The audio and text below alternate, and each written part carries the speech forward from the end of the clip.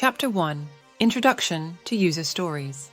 What is a user story? Imagine you're a chef preparing a new dish.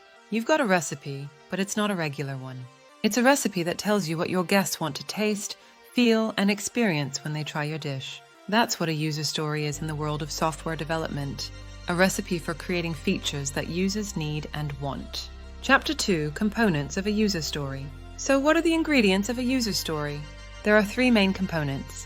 The role, which defines who the user is. The action, which outlines what the user wants to do. And the benefit, which describes why the user wants to do it. Take this example. As a customer, I want to be able to log into my account so that I can access my order history and save my preferences. Here, customer is the role, logging into my account is the action, and accessing order history and saving preferences is the benefit. Chapter 3. Importance of user stories. Why are user stories important? Well, they help teams focus on the user's needs and expectations. They are a simple and effective way to capture requirements and foster collaboration between developers, designers, and users. Chapter 4. User Stories in Agile Development. Imagine user stories as cards in a deck. They are often written on physical cards or in digital tools. These cards are then shuffled, prioritized, and added to the development backlog. During sprint planning, the team deals the hand, selecting user stories to work on based on their priority. Like a chef refining a recipe, user stories are developed in short iterations or sprints. After each sprint, the team gathers feedback, refines the user stories, and plans the next batch of work. It's an ongoing process of improvement and adaptation. Chapter 5.